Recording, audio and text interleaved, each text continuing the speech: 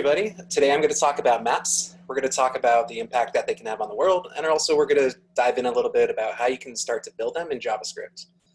So who am I? I'm Colby Fayock. I'm the one hugging BB-8 and Kylo Ren over there.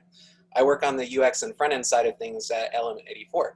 You can pretty much find me anywhere on the web by just Googling my name because I'm the only one in the world. So looking at this first slide, it's a screenshot of Google Maps in downtown Alexandria, Virginia, here in the United States. This is actually Element84's HQ where I work, but we're all pretty familiar with Google Maps or Apple Maps. They provide us with a lot of features we use every day, like we can check out some points of interest nearby, we can find where we can grab a quick coffee, or the best sushi, which is Momo Sushi if you're ever in the area, or you can just look at some of the pictures of the area. This next screenshot is of public transit directions. So it's showing the metro that I would take to get from my apartment to work. My wife and I share one car, so when I don't have it, I can get a good idea of how long it's going to take to get downtown. This next one shows some driving directions. It's the route I take when I want to get back to my mom's house where I grew up. The time here is a little optimistic though. It never actually takes under 4 hours to get there with traffic. How many of you all like to travel? I know as much as we'd all probably love to be in another country every other month, that's usually not feasible, especially now. So my wife likes to take virtual vacations around the world, which is also a little bit better for our budget, but Google Maps lets her easily travel around and check things out. Here we can take a look at the Great Pyramid of Giza, and we can get an overhead view from above to get an idea of what the area looks like. The cool thing about this, though, is we can get a close-up look with Street View. So we can actually get an idea of how huge this structure is. It's really big. And we can get an idea of how big. When I was talking to my wife about this, she was in the middle of one of her journeys. She wandered to a place called the Valley of Geysers, which is in Russia on the Kamchatka Peninsula. It turns out that this geyser field has the second largest concentration of geysers in the world. It seems pretty wild to me that we can get a look at this place, and that's all because somebody took the time to go there and take a picture of this remote area. This particular picture was from a local guide, so really any of us can do this. But the neat thing is we can check out this kind of place even if we'll never have the opportunity to go. It's obviously not the real thing, but we can still get a glimpse of the remote places all over the world. So where do we actually get the data to build out all these features? First, you have the obvious one. We have scientists and analysts, the people on the ground doing these things. These photos I just found on the GIS University website, but they're constantly at hard work collecting and processing data. And I really hope that they're all always looking this happy. Then you also have technology. Thanks to the cars and the people that built Street View, we can get a close-up look of the pyramids. This also includes a ton of people all over the world, like I showed in Russia, but there's local guides contributing all over. Did I mention there were Easter eggs? Thanks, Tokyo. There are a ton of these all over the internet. But then we have satellites. There are a bunch of different types. Some collect imagery, some collect more in a data format, but they help produce the assets that we use to create our maps. A good example is Cryosat from ESA. It uses its onboard instruments to measure changes in ice thickness. It can actually measure as accurate as 0.7 centimeters per year. The example on the right there is showing Antarctica mapped out in 3D using the data it collected. Another example is NASA's MODIS Terra. MODIS stands for Moderate Resolution Imaging Spectroradiometer. It's a mouthful. Using its image sensors, though, it can collect every point on the Earth every 1 to 2 days. It collects large-scale global dynamics like cloud coverage, ocean processes, and changes in the atmosphere. The shot on the right is a photo over Lake Erie in the United States. And NASA alone is working on all the ones you see here. They published this image to show the state of their missions operated by their Earth team. It shows satellites in orbit now and out until 2023. But NASA and ESA aren't alone here. There's thousands of satellites like those flying over us right now. Some of them aren't even working, but a lot of them are collecting images and data about our planet. These satellites are also cool from a consumer point of view.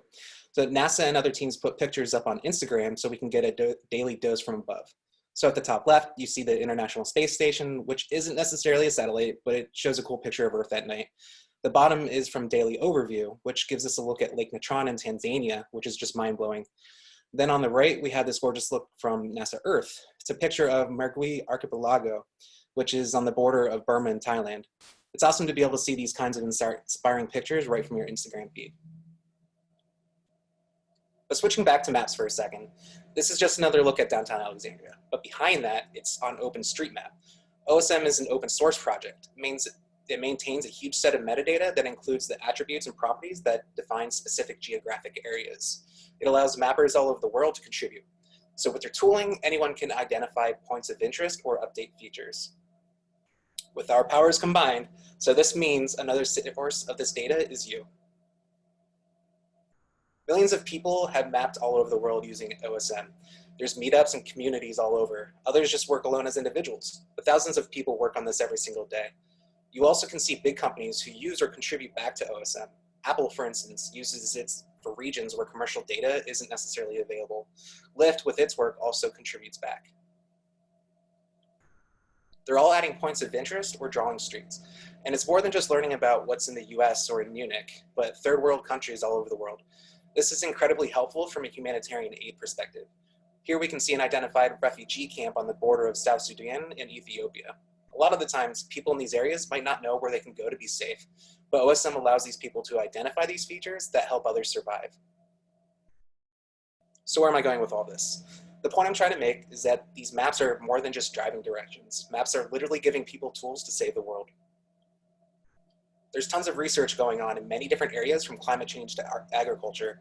By taking collected data and applying it to a map, we're providing another visualization medium for scientists that can actually make a difference in people's lives. Some examples that you can find online are services like NASA's Worldview. Here we can see Tropical Cyclone Idai, which was one of the worst cyclones on record to affect Africa in the Southern Hemisphere. It affected close to 2.2 million people in Eastern Africa. It's insane to see the scale of this kind of storm. Another is NASA's FIRM service. It allows you to see active fires all over the world. Here we can see a cutout of the Australian bushfire wildfires. We can see the number of active fires in each area. There were devastating losses from this disaster, but tools like this can help teams manage resources for determining how to help in these scenarios. For something pretty current, which is why we're all online instead of in Munich, we can take a look at this map from Johns Hopkins University. It shows the number of coronavirus cases all over the world. Showing the visualizations on a map help people identify the larger areas of impact. Similarly, this map from Next Strain shows the actual evolution and spread of the virus. If you visit this page, you can actually click play, and the animation shows how the virus spread from the start. These types of tools are incredibly helpful for anyone in the science community that's trying to understand and study more about the virus. But on a lighter note, people are also doing some fun things with maps. We're here at radio.com. Not sure if I actually need to pronounce all those O's, but they have a map that lets you select a country and a time period. So I can listen to German music from the 20s, or I can listen to Brazilian music from the 40s.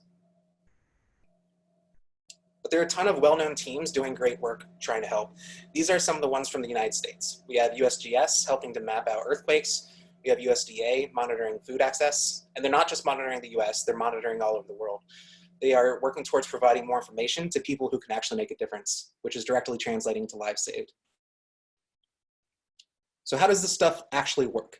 It can definitely seem pretty intimidating. There's a lot of information there, but getting started probably isn't as bad as you think. So let's break it down a little bit. Mapping applications look kind of like a JAMstack app. For those unfamiliar, JAMstack sites are JavaScript APIs and markup. It's pretty much a static HTML site, but utilizing JavaScript in the browser to help make any request to your APIs that would provide dynamic data. It's not necessarily a new idea, static sites, but the architecture's got a cool name now, which comes with some really cool references. But the JAMstack concept is pretty much what you're working out of the box with maps. First, you have the JavaScript that makes the maps and the libraries to load the map run.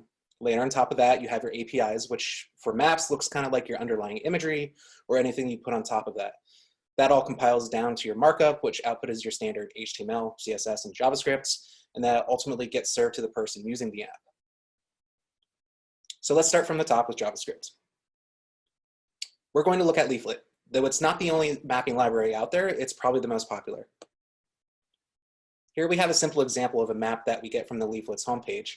It's a pretty basic map. On top of that, we have a simple marker and a pop-up. But behind that, we're using OpenStreetMaps. That's providing our base map layer. So how do we get there? So believe it or not, this small snippet is really all it takes to get that particular map. So let's break it down. From the top, we create a map instance. The map instance takes an ID, which is the ID of the div we're mounting on. The concept is kind of similar to what you would expect from React.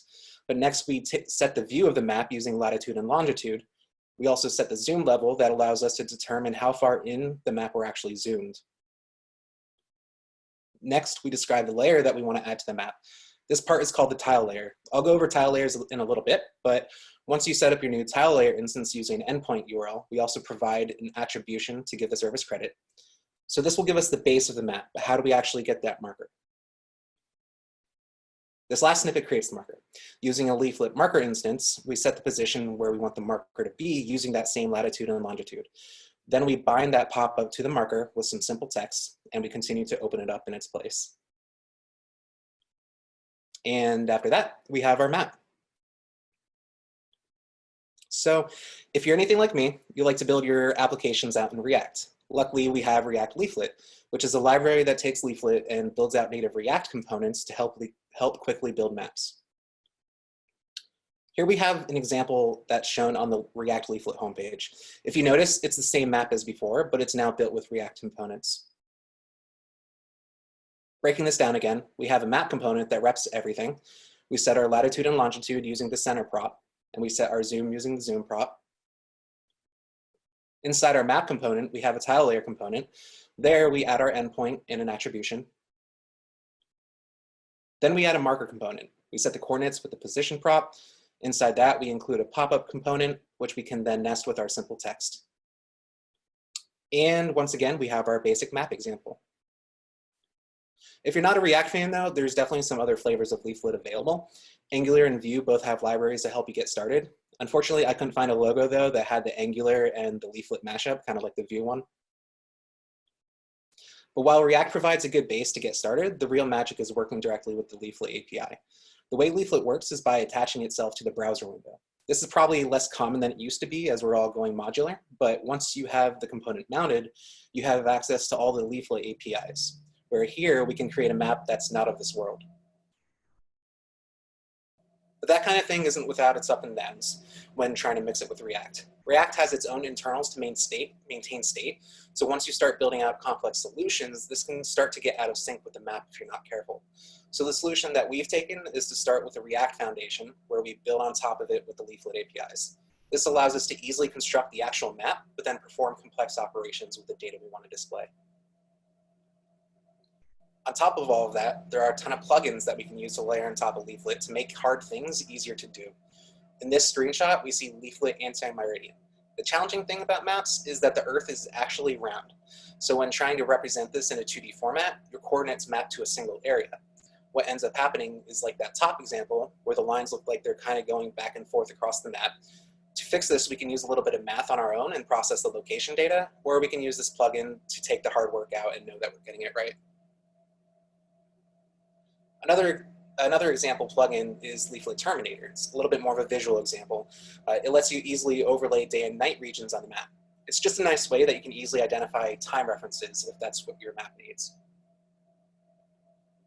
So getting to that point isn't too bad, but let's talk about the actual data that goes into building the map. When dealing with maps, I like to think of a poorly drawn cake. The base map is the actual cake, then you have your overlays as your icing, and then you sprinkle some data on top. Your base map typically looks like something like OpenStreetMap or Modus Terra, as we saw before. Your overlays can be anything like a small sample of high-res imagery or heat maps to visualize the data. On top of your data can literally be anything, such as active fires or evacuation zones. Starting to dig a little bit further, though, in the base map, this is essentially the map imagery that we have that covers the entire globe. So that's why it's called the base map. It'll be the foundation of your map. The map image layers are called tile layers, which are composed of a bunch of small tile images that make up one big image. If you see at the top there, we have our tile endpoint. There are a few properties that get programmatically swapped out, like the date, the zoom, and the X and Y axis. The nice thing about this endpoint scheme is that it's pretty common, so we can just as easily swap out OpenStreetMap, for instance. The reason this gets broken up into smaller images, though, is you don't want people trying to have to pull down these huge image files where the entire map could possibly be over 1 GB in size. So realistically, somebody visiting your map probably will only use a fraction of that. Overlays are very similar to your base map, but a lot of the times they don't have nearly as much imagery available, which is why they're called an overlay. So for example here, we have some high resolution imagery that's only available for a little part of our map. Or if you wanted to kind of show a different kind of image like a heat map. Here we have an image overlay of the 2020 population density on top of OpenStreetMap. We're showing Europe. Where on the right, you can see Munich. This is just another example of some of the imagery that NASA provides us. And then we generally have data. So using shapes, we can visualize this data really any way we want to. Here we're adding individual points on the map for each identified active fire. But you can also use lines, circles, polygons. Here we can see the fire boundary for those same wildfires on top of OSM. The points are helpful to see each individual active fire, but seeing this boundary can be a little bit more easy to comprehend the actual area of danger. The point, though, is there really isn't any kind of requirements for visualizing the data, but there are standard data formats that interface with Leaflet. Though there are a few, I found that GeoJSON is probably the most common with my work so far. It's really just a JSON document that you typically expect, but it has a particular schema. The site that I'm showing here is geojson.io. It allows you to draw on the map and get a GeoJSON, but you can see here that we have a simple rectangle. It creates a feature with a geometry type of polygon, and then we have 5 coordinates which represent the line that's drawn to make our 4 corners and then back to close. Now, some of this data is free, some of it's not. NASA provides a ton of the public data and tile endpoints. It makes it really easy to get started in a kind of plug and play way. I showed you a few of those already, like the population heat map and our base map. But others, such as Digital Globe, provide open access to limited data. They have a program called Open Data that gives access to imagery for disaster areas. So this helps immensely for teams trying to put together solutions to help fighting those disasters. But the rest of their product you would have to pay as its premium. APIs can range, though, from simple to extremely complicated. Most of the time, if you're building a commercial solution, you would probably want to roll out your own API. This way, you can protect your data or have more control over what you're working with. And there are tools to help you do that. Stack, for instance, is an open source spec that helps geospatial data make geospatial data searchable. There's an API that's also open source that makes it easy to make those searches and make the queries. But say you wanted to make the data private. Since this is client-side, we can require authentication on each request. This also opens the door for data manipulation. So if you want to process something on the fly based on user controls, you can end up with some really powerful solutions. All right, so once we have our map and our data on top, we need to compile it down and serve it somewhere in the browser. This is actually the shortest step of the group. Compiling the app is pretty much the same as you would expect for any other Webpack-based app. You can use your favorite tool like Create React App, Gatsby, or really anything else. Those tools compile down to a static site, which outputs HTML, CSS, and JS. Once you have that compiled version, you can serve it really anywhere you want. At that point, it's object storage. So whether you want to put it in a bucket on S3, or throw it in a Netlify plugin, or just simply run it off your local laptop, you have a lot of options. So what can we build with this? We've been working pretty hard at E84 trying to work with first responders in disaster scenarios to come up with a really easy to use UI. The goal here is that we can get the UI to a point where people don't have to think hard to get the information they want from the map. This is a picture first responder Trevor Skaggs took when he was up against the Camp Fire wildfires in California. There are many natural disasters like this, unfortunately, that take place every year. It's intense and it impacts people's lives. And we want to try to help. We want to try and put tools in people's hands that can actually make a difference. Those tools can help them fight the current disasters or be prepared for the next. We call this film drop DR. So this is showing the east coast of Australia. I'm sure most of us are familiar with the bushfire wildfires that devastated their east coast, but we can plug and play really any data source and provide an easy way to visualize it. Here we're showing the active fires on top of the satellite imagery. The hope here is that someone, whether they want to look at the active fires or boundary, they don't necessarily have to fumble around with advanced settings to get there. After talking to some of the people who are actually working in the field, we determined that we need to get this thing to a point where an operator can understand in less than 15 minutes. As much as some of the other UIs might have really great granular control, there's just not enough time to try to explain that or for somebody to try to figure it out on their own. With a simple toggle, though, we can get a completely different perspective of how the fire is impacting our area. This particular shot is from the California Camp Fire wildfires again. We can see the active fire points and the boundary over the satellite imagery on the top, where on the bottom, we can see the high-resolution imagery and the active fires over OpenStreetMaps. It really gives us a lot of options to easily play around between. Another feature we added is the ability to add data points to the map. So if somebody reported a missing person, they can easily add this data point to the map and sync it up to the cloud for others to see. The cool thing about this, though, is we can store it locally in the browser. So if a person doesn't necessarily have network connectivity at the time, if they're in the middle of a disaster, they can sync it up later for people to see. We also want to provide the ability for people to collect in situ data and make it immediately available. Someone with a drone can map out their area, upload it to their computer, and sync it with this app to make it available as a new layer. That can provide some really powerful up-to-date imagery to better understand your surroundings. This particular imagery is just of Lake Lansing in Michigan that my coworker was able to fly up his drone and collect. FilmDrop also gets a little bit more interesting on the data side. Not to go down a rabbit hole, but we're building this to be able to upload the data directly to an AWS Snowball Edge, which is that gray box that the laptop is sitting on. It's basically a cloud in the box, but this gives people out in the field another level of processing power and capabilities that they just didn't have before. So what makes this impactful? Well, the hope is that we can help first responders get the information they need to be more productive and efficient in the field. That could directly equate to more lives saved in many scenarios. So realistically, imagine someone in an area without cell service. They can fly a drone, upload that data to the Snowball Edge, process that to visualize it on the map, and this can help show things like what areas are impacted by the fire that are no longer safe to go. That can immediately help someone's life. Another thing we're working on is an app with one of our customers in the commercial satellite space. So I'm sure we can all agree space is pretty cool. And the idea that these machines are floating around in space collecting data is just mind-blowing. But how do we collect that data and make it available in a format that's easy to consume? We're working closely with Capella Space. We're helping to provide scientists an easy way to look up and analyze the data that Capella has collected with their satellites.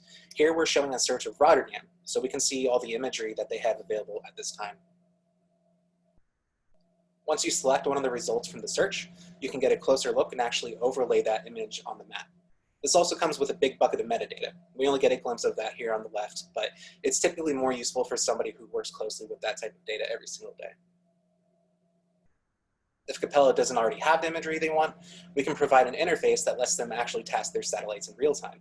So once Capella receives this request, they'll utilize the open and close date to capture imagery of the requested area the next time their satellites pass over that area of interest. Once Capella's satellites successfully capture that imagery, we run it through a processing pipeline using AWS Cloud Services as part of our FilmDrop solution. Here we use S3 buckets for storage. We allow Capella to set up custom lambdas that run science code on their data to process it. The output is a metadata repository that we can put a search API on top, like Stack that I was mentioning before. Once they find that data with a search or a new task, they can proceed to order it.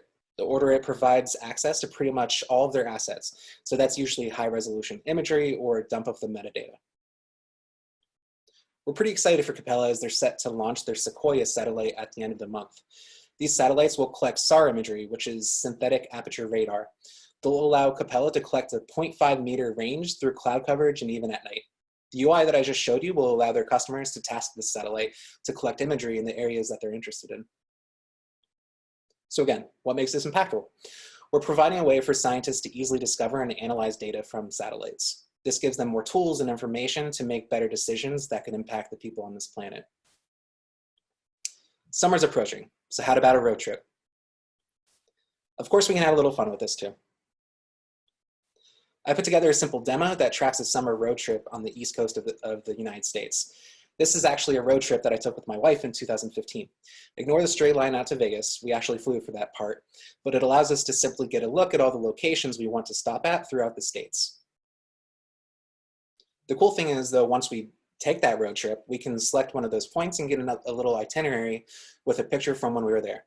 So now how did I put this together? So the first thing I did is start collecting the locations I wanted to work with and put them in a structured data format. Once I had that, I spun up a base of the app with a Gatsby starter that I created in Leaflet. I'll get to that in a little bit here, but now there will be a little bit of hand waving. With those locations, I needed to take the structured data and translate it into something our mapping library would actually understand. This particular format is GeoJSON, which I was able to create by mapping over the locations and making the shape groups. I actually needed to do this 2 times, once in the example where I created the different latitude and longitude points, but also in a separate instance where I put together groups of 2 points to create a line. After we have our data in the desired formats, we can take those raw GeoJSON data sets, plug them into a new leaflet GeoJSON instance, and simply apply them to the map. You'll notice here that I'm getting the bounds of the GeoJSON, which is essentially the area the GeoJSON data takes up on the map. Once I have those bounds, I can tell the map to view its current view to those bounds. So how about those tooltips though? In the last slide, we showed one of our GeoJSON sets with a custom option point to layer, which I've highlighted here. What this does is it allows us to pass a function where we can modify the layer that's being created in the leaflet from our data. So what we're doing is for each layer that gets created, or point, we create a new marker. Within that marker, we bind a pop-up to it, similar to what we saw in our basic intro earlier. Within that, we create some custom HTML in string form that allows us to custom set that content for the pop-up. Now, I know you're probably asking, why does that look like string-based HTML? Since we're using the Leaflet API, it doesn't interface directly with React, so we have to be a little hacky there. And with all of that, we have our map with some custom tooltips. It's really not that bad, right? But we could even extend this if we wanted to. So we could sync this to dynamically pull in images from Instagram and show a gallery of all the images during our trip. We can use today's date and highlight where on the trip we are for that day. We can even add a timeline that maybe we can go back and forth and replay the road trip. But to get there, the leaflet starter takes out some of the need to bootstrap the app.